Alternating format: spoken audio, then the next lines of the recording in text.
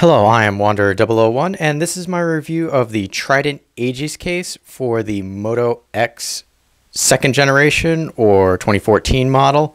This particular case is kind of similar in many ways to the Otterbox commuter case, and part of the reason I got the Trident case as opposed to an Otterbox is, well, Otterbox does not make a case for the 2014 model of the Moto X as of right now, filming of this, video. So I decided to go with the Trident because it had these similar specifications as the commuter case from Otterbox. And while Otterbox does offer the Defender case for this particular phone, it was more protection than I wanted for my phone. I like the commuter case style, offering, a blend of protection, yet still small enough and slim enough that I can put in and out of my pocket without adding a great deal of bulk to the phone itself. So, just like the Otterbox commuter case, the Trident Aegis case here, in my opinion, is 3 levels of protection. The first level is a self-adhesive screen protector there. As you know, I have mixed feelings about screen protectors only because they are a pain in the butt to get on and off. And if you don't do it in a perfectly sealed environment or just, don't have cats or dogs or pets, you're going to get little air bubbles and stuff like that. Actually, this is one of the better ones that I did. My wife is actually really annoyed at me because she thinks I practiced on her HTC One M8 and then did my phone here.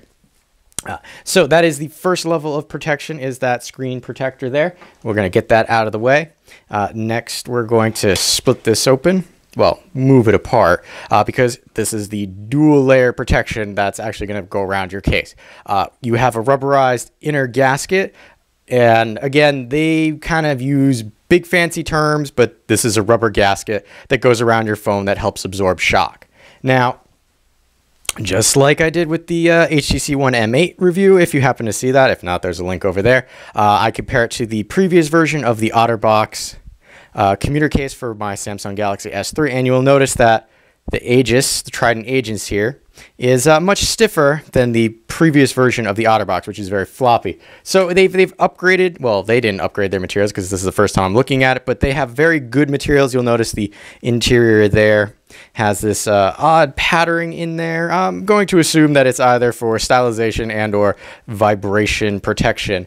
That is something I will say about the Aegis series. They put it all over their website that the Aegis series is MIL STD 810F certified, meaning that it has a certain level of vibration and drop protection. I'll put those statistics and information down in the description area below. You'll notice that it does have cutouts in the back here for the camera as well as the Moto dimple. So that's kind of interesting. We'll get to that a little later.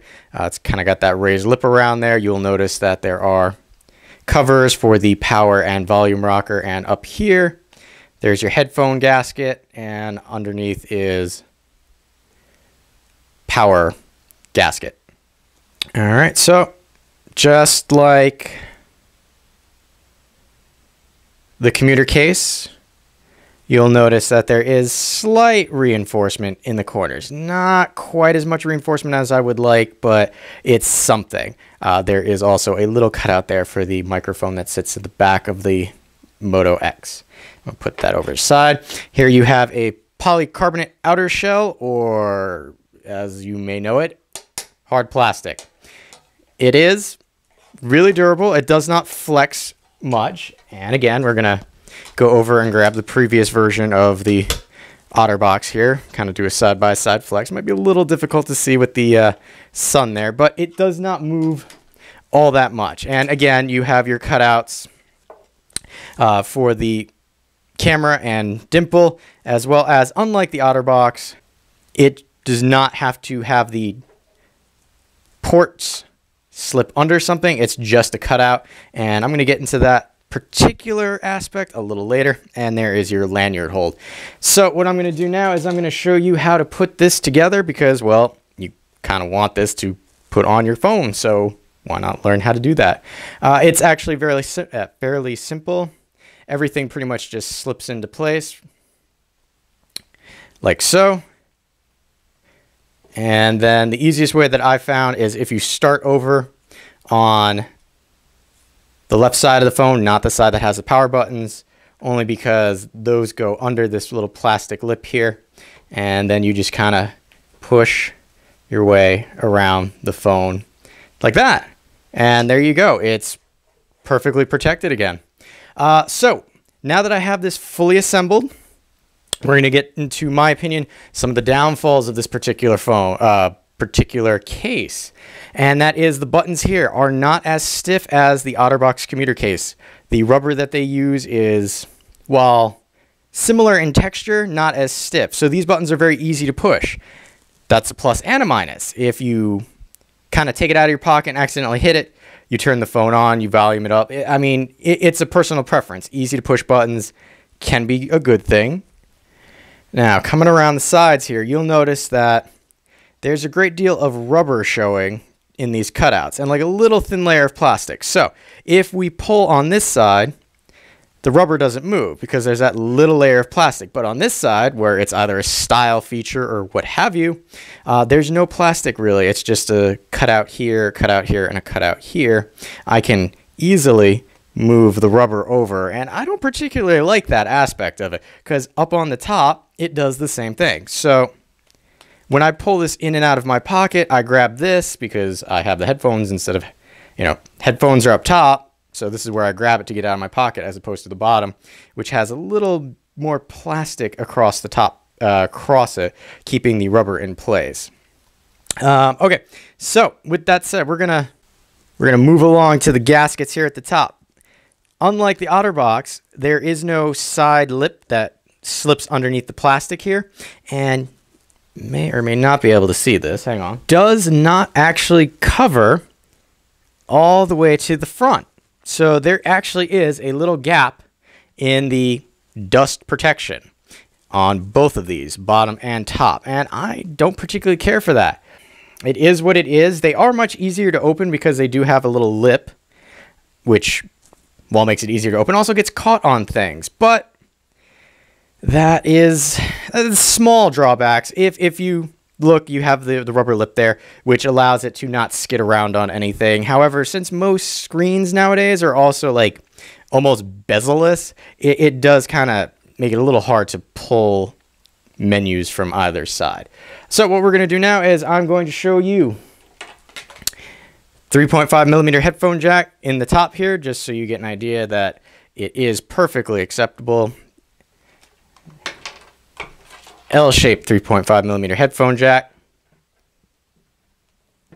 That one runs into a little bit of trouble. It's kind of tight in there. I mean, this is not a small L-shaped headphone jack, but it's also not a large L-shaped headphone jack. So that's, again, something you're going to want to keep in mind. And we'll flip it over to the bottom here and do the micro USB. And as you can see, I kind of have to hold these out of the way because they don't stay out of the way on their own. But they're reasonably lightweight, so they don't put a lot of pressure on any of the items that you have going into the ports. We're going to try and show this off right here. Again, the lighting's not too great today, but that is a dust filter because remember, behind this is a cutout in the rubber for the rear-facing microphone on the Moto X here. So the plastic cover has a dust filter to try and keep that area of the phone dust-free. You'll also notice that, like I said before, since the dimple is also cut out, it's a style thing. Yes, you're kind of showing off that you have the Moto phone, but it kind of also makes this very large hole. And sometimes when I'm grabbing it, I'm like, am I touching the dimple or am I putting fingerprints all over the camera lens?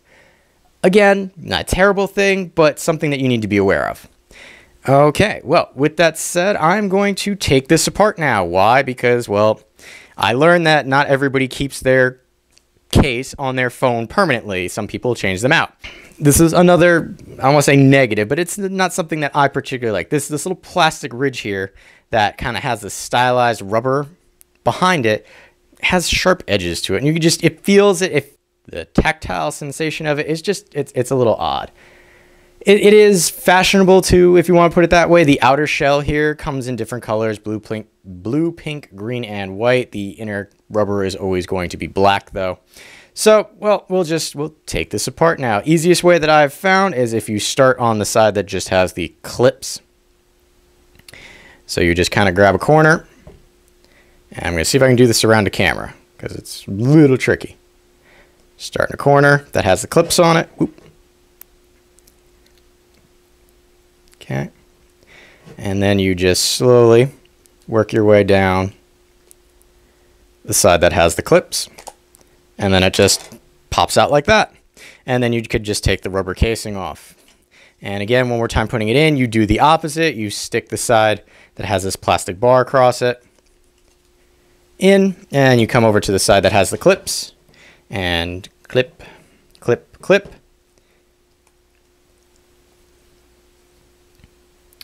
And you're all done.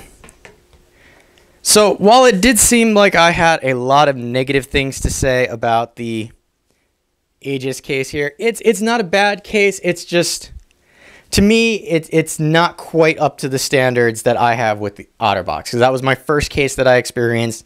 I liked the way it felt. I liked I liked it a lot. So if you're looking for a decent, commuter style case, 3 parts of protection, not looking for the Otterbox, or the Otterbox just isn't going to come out for this phone, the Trident Aegis case for the Moto X 2nd Gen, it's not a bad case. I like it. I'll keep it unless something better comes along. But right now, this is what I have. It ranges anywhere from $35 to $24 depending on where you get it. I'll put like the specifications in the description area below of the exact phones that this will fit, as well as the military specs that it reaches. I did forget to mention, I'm going to throw this in at the end very quickly. Because it does come with that screen protector, you get, as usual, a little micro cleaning cloth and a application card, which has a QR code there to take you to their shop if you want to. It's an okay size. It's an application card. What do you want? Okay, so if you're looking for a decent commuter case style case, doesn't add a lot of bulk to your phone, I would suggest checking it out. If not, I mean, it's better than naked carrying your phone. And the one thing that I did neglect to mention is, because it is slightly stylized, commuter cases from Otterbox tend to be flat backed, even if the phone has a curve to it, and the Moto X here has a curve. So this guy here, the Aegis, does have a slight curve to it, which is nice because it helps it keep that feel in the hand that the phone has without the case. So again, it's really your call. I like the fact that I have a commuter style case. Don't necessarily like all the things that the Trident case here offers. So do you get this case? Do you wait and see if commuter case comes out for Otterbox? That's up to you. So if you have questions or comments, please leave them in the description area below. I have been Wanderer001, and thank you for watching.